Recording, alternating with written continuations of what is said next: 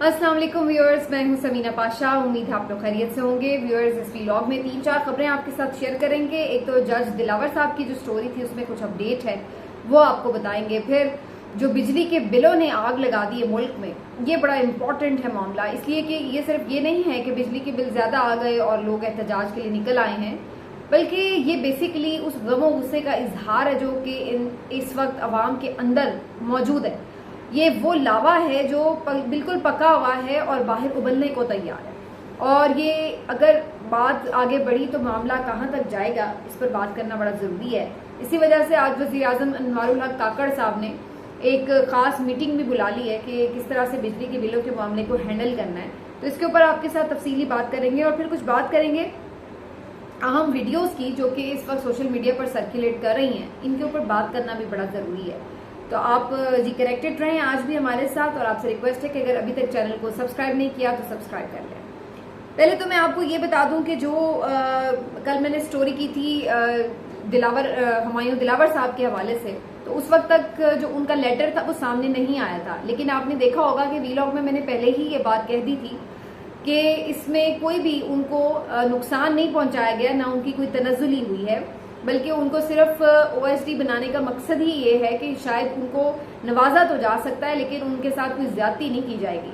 तो ये एक वो मेरा पर्सपेक्टिव था जो कि इस उनका जो लेटर था जो उन्होंने खुद लिखा हुआ था chief justice Islamabad high court को, उसके सामने आने से पहले मैंने रिकॉर्डिंग की थी। और उसके बाद फिर वही बात हुई कि जब वो लेटर सामने आया तो उससे सारी बात खुल गई कि बेसिकली तो देखा जाए तो उनकी तरक्की हुई है। और उन्होंने खुद ये लेटर लिखा और कहा कि जनाब मुझे तो खतरा है पीटीआई के वोटर सपोर्टर से, क्योंकि इन्होंने लंदन में भी मेरा पीछा किया, वहां पर मुझे हरासा किया और मेरा घेराव किया।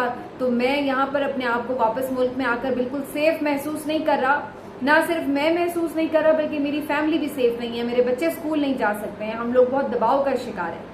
और मैं समझता हूँ कि अगर मैं अपनी अदालत में जाकर बैठूंगा तो मेरे लिए और भी मुश्किलात का सामना होगा।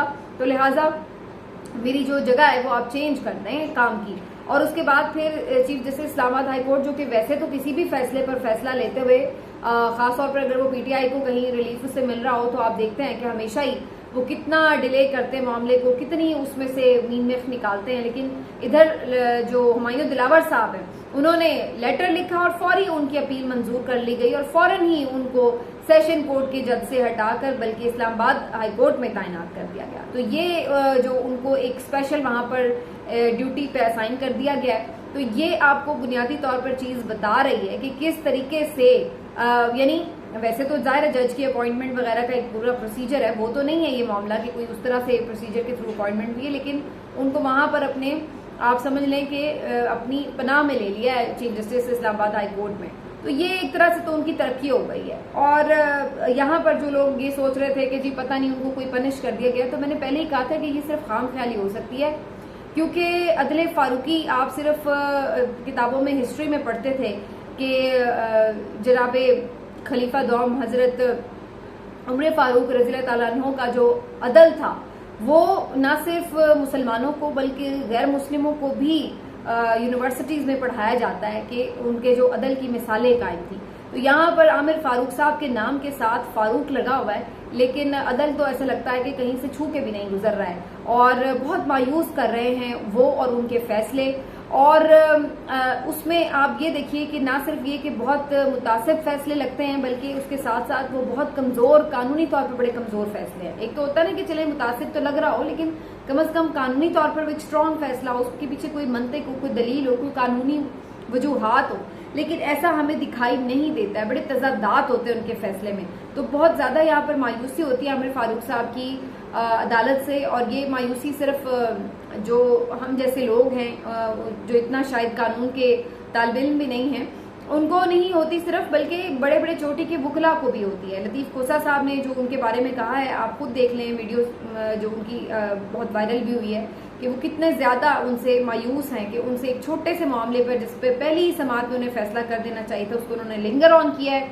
और अभी भी उन्होंने ये पीर को कहा है कि जनाब अगर पीर वाले दिन भी जो अमजद परवेज साहब हैं उनकी तबीयत ठीक ना हुई तो फिर पहले से ही दूसरे वकील का बंदोबस्त करके रखे। मतलब ये नहीं कहा कि अगर वो नहीं पहुंचे तो मैं फिर फैसला सुना दूंगा, बल्कि उल्टा ये कह रहे हैं कि जी आप उनको जैसे एक नई राह दिखा रहे हैं कि अब आप वकील तब्दील करने के हवाले से एक और इसको लिंगर ऑन कर सकते हैं मामले को। तो ये वेरी अनफॉर्चुनेट है और कम से कम उन्हें अपने नाम की ही लाज रख लेनी चाहिए मेरा ख्याल है, लेकिन फिलहाल तो पता नहीं वो कौन सी लाज निभा रहे हैं। और आप देख सकते हैं कि हुमायूं दिलावर साहब का जो मामला है उसके ऊपर जो मेरी राय है वो खबर आने से पहले ही दुरुस्त साबित हुई है।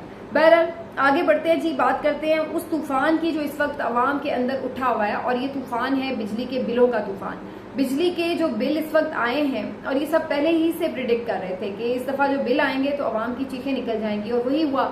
आप देख सकते हैं कि एक दिहाड़ीदार आदमी है वो परेशान है, और अगर कोई तनख्वाहदार मुलाजिम है वो परेशान है, अगर कोई कारोबारी आदमी है तो वो भी परेशान है, और हर कोई दूसरे के साथ बैठ कर निजी महफिल में गपशप में ये बात कर रहा है कि जनाब क्या करें, कहाँ से बिजली का बिल अदा करें। ये तो मैं मुतवसत तबके की बात कर रही हूँ। जो बेचारा गरीब तबका है वो तो बिल्कुल ही हाथ खड़े कर चुका है, और वो बिल्कुल रो रहा है बेचारा कि वो तो बिल्कुल उसकी पहुंच से ही दूर है कि वो बिजली का बिल अदा करे। थोड़े थोड़े यूनिट्स इस्तेमाल हुए हैं, और इसके बावजूद भी इतना बड़ा बड़ा बिल, हजारों की तादाद में बिल आया हुआ है, और ये चीज ने लोगों को बाहर निकलने पर मजबूर कर दिया है। आपको याद होगा पीपल्स पार्टी की गवर्नमेंट में लोड शेडिंग बहुत ज्यादा थी, और फिर लोड शेडिंग के ऊपर जो एहतजाज फैले तो वो इस कदर तूलो अर्ज में फैले मुल्क के कि अच्छे खासे नाको चने चबवा दिए गए, और सबको पता था कि अब दोबारा पीपल्स पार्टी की गवर्नमेंट नहीं आएगी, क्योंकि 12-12, 16-16 घंटे की जो लोड शेडिंग लोगों ने बर्दाश्त की, तो उसके बाद सिर्फ बददुआएं दी जा सकती हैं, वोट नहीं दिए जा सकते। और अब यही सूरत हाल इस हुकूमत के साथ जो भी करके गई है हुकूमत, उनके साथ भी होने वाली है। उसकी भी वजह यही है कि जिस तरीके की इस वक्त बिजली के बिलों की कीमत है, उसके बाद कोई इनको बददुआएं ही दे सकता है, वोट नहीं दे सकता, और इस बात का अच्छी तरह इदराक है। इसी वजह से मियाँ साहब जो है वो वहां पर अगर बैठे हुए हैं ना, बड़े मियाँ साहब, और आने के लिए तैयार नहीं है, तो उसकी वजह ये है क्योंकि उन्हें पता है कि इन हालात में जो हमने मुल्क के साथ कर दिया है, जो हमने अवाम का खून निचोड़ा है, उसके बाद हम वापस आएंगे तो कोई फूलों के हार नहीं पहनाएगा हमें, उसके बाद हमें अंडे टमाटर ही पड़ेंगे, और इस्तकबाल के लिए यहाँ पे 4 लोग भी नहीं आ सकेंगे। तो यही वजह है कि उनको फिलहाल वहीं पे रुकने का मशवरा दिया जा रहा है कि अभी आप वहीं ठहर जाएं, वो ज्यादा बेहतर है, इसी में इज्जत है, क्योंकि घर आए तो फिर काफी इज्जत अफजाई हो जाएगी। अब लोग जो तूलो अर्ज में फैले हैं, मैं आपने खुद भी ऑब्जर्व किया है, जो टीवी में भी वीडियोस आ रही हैं, जो सोशल मीडिया पर भी आ रही हैं, लोग बहुत गमो गुस्से में हैं। और ये याद रखिए कि ये एक लीडरलेस क्राउड है। लीडरलेस क्राउड जब होता है तो उसको कंट्रोल करना बड़ा मुश्किल होता है, क्योंकि वो अपने तौर पर बाहर निकले, अपने गुस्से की वजह से बाहर निकले, वो किसी के कहने पर बाहर नहीं आए, और अगर जो किसी के कहने पे नहीं आता वो किसी के कहने पर फिर जाता भी नहीं है। देखिए ना, अगर कोई लीडर लीड कर रहा हो क्राउड को, तो वो उसको समझा बुझा के बाहर भी भेज देता है कि हमने पुरअमन एहतजाज कर लिया, आप घर को चलें। लेकिन यहाँ सूरत हाल वो नहीं है। यहाँ कोई ऐसा बंदा मौजूद नहीं होगा इन एहतजाजों में कि जिनकी बात लोग सुन लें और मानकर घरों को चले जाएं। इसी वजह से हम देख रहे हैं कि मारपीट के वाकयात, जलाओ घेराव के वाकयात, और अब लोगों ने बिल जला दिए। अब इसका असर क्या होगा? क्या वो सिर्फ गमो गुस्सा है जो निकाल देंगे और रियासत को कोई फर्क नहीं पड़ा? देखिए, बिल जलाए हैं लोग, अगर बिजली के बिल अदा नहीं कर रहे हैं तो इसका मतलब क्या है? इसका मतलब सीधा सीधा ये है कि लोग रियासत के साथ मजीद ताउन नहीं कर रहे, लोग रियासत को टैक्स देने के लिए तैयार नहीं है, लोग सिविल नाफरमानी की तहरीक चला रहे हैं। एक तरह से ये उसका आगाज दिखाई देता है। यानी जब आप अपने बिल्स अदा नहीं कर रहे बेसिकली, तो आप एक तरह से अदम एतमाद कर देते हैं रियासती इदारों के ऊपर। अगर आप पुलिस पर अदम एतमाद कर देते हैं, अगर आप बिजली के बिल अदा नहीं कर रहे हैं, अगर आप इंसाफ और कानून से बालातर होकर अदालतों को देखते हैं फैसला करते हुए, तो फिर आप उनके ऊपर अदम एतमाद कर देते हैं। अगर आपके पॉलिटिशियंस आपके साथ झूठ बोल रहे हैं, आप उनके ऊपर अदम एतमाद कर देते हैं। तो इसका मतलब क्या है? इसका मतलब ये है कि रियासत का और अवाम का जो आपस में रिश्ता था वो कमजोर पड़ चुका है, वो टूट रहा है।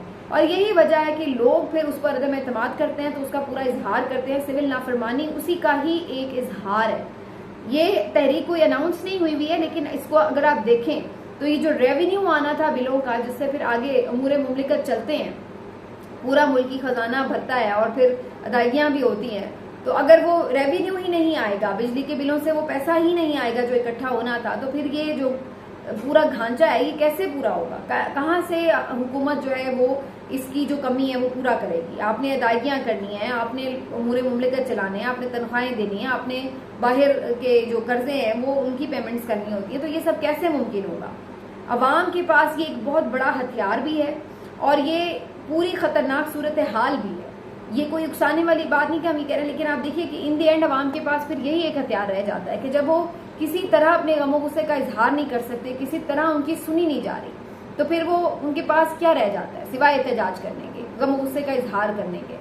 ये बहुत बड़ा हथियार है। वो लोग अगर बिल अदा नहीं कर रहे हैं, अगर लोग रियासत के साथ चलने को तैयार नहीं है, अगर लोग स्ट्राइक्स कर दें, कारोबार बंद कर दें और बिजली के बिल अदा ना करें, पहिया जाम हड़ताल हो जाए, मुल्क तो आपका मफलूज हो गया, तो फिर क्या आप कैसे मुल्क चलाएंगे, किस तरीके से आगे बढ़ा जाएगा।